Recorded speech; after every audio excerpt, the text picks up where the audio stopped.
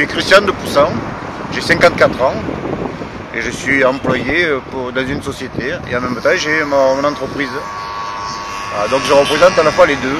Ici il n'y a pas de politique, il n'y a pas de syndicat, il n'y a pas de religion, il n'y a pas de race. Nous sommes les citoyens français. Notre mouvement, pour montrer le ras-le-bol des taxes, de l'argent dépensé inutilement, on ne nous concerte jamais pour quoi que ce soit, on est entièrement pacifiste et on est loin de s'essouffler. On sera là jusqu'à ce qu'il y ait vraiment un moratoire sur les taxes et après on discutera vraiment de ce qu'il y a à faire. Mais pour l'instant on est représenté par on ne sait qui. Le Premier ministre va recevoir demain des gens qu'on ne connaît même pas. Donc moi je ne suis pas mandaté par qui que ce soit. Vient qui veut ici et qui peut. Christian de Montbazin, j'ai 64 ans, je suis retraité.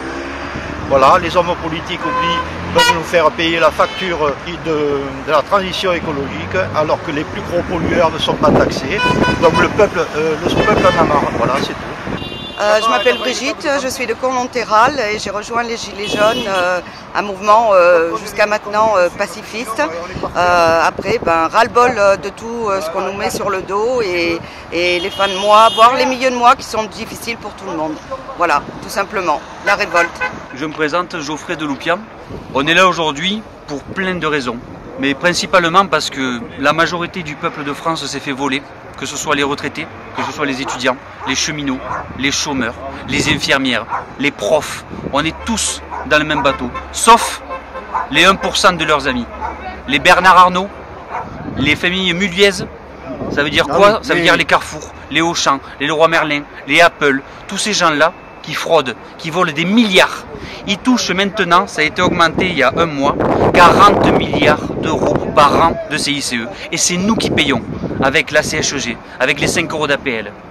Ils ont l'ISF, c'est quand même représentatif. Rejoignez-nous. Et surtout, venez voir, voilà. Le café est gratuit, l'autoroute est gratuite. L'autoroute c'est un bon exemple. Qui c'est qui a payé l'autoroute? C'est nous, c'est ma mère, c'est mon grand-père, c'est nous qui avons payé l'autoroute. Et on se les fait voler, Ils se les sont vendus entre amis. La Française des Jeux, ils vont la vendre. Quelle bonne idée. C'est toujours comme ça, toujours comme ça. Et les médias, on en parle, les médias c'est important. Les plus gros médias, ils font tous partie de la même équipe. Ils mangent ensemble, ils couchent ensemble. C'est quoi ça? Il n'y a pas un média qui diffuse une vraie information. Il faut se battre pour avoir des vraies informations. Même sur les réseaux sociaux maintenant, c'est filtré. Même sur les réseaux sociaux. Tout est filtré. Tout est filtré. On en arrive à des points très graves. C'est le seul pays d'Europe en France où on a une dictature à ce point et où on utilise des grenades contre sa population. On fait ça nulle part en Europe. Alors, je suis Mika du Bassanto. Nous avons pour but de faire valoriser les gilets jaunes et de pouvoir avancer dans le temps avec un avenir pour nos enfants, pour notre famille, pour nos grands-parents. Que ce soit les gendarmes, que ce soit la police, on sait très bien que de ce côté-là, ils sont avec nous.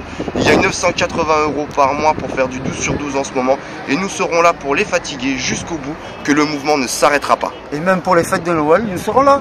Et peut-être même pour le Nouvel An, j'espère qu'il y aura du monde avec nous et on sera toujours aussi nombreux sur les mouvements. Ah ouais, on ne lâchera rien.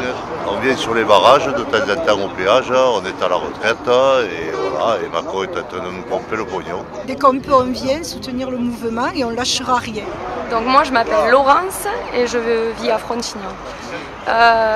Moi aujourd'hui j'en ai un peu ras-le-bol de cette société-là qui les entreprises sont beaucoup trop taxées, on ne peut pas payer de personnes. Je suis de Celle, je suis dans l'humanitaire, je suis associatif, je suis venue soutenir les Gilets jaunes parce qu'ils sont courageux, ils font un travail qui est magnifique, un travail pour nos enfants et nos petits-enfants parce qu'aujourd'hui il y a beaucoup de précarité. Le président de la République aurait dû les écouter, aurait dû les recevoir parce que c'est le peuple. Et si on ne peut pas parler au président de la République, à qui on peut parler aujourd'hui? Vraiment ras-le-bol.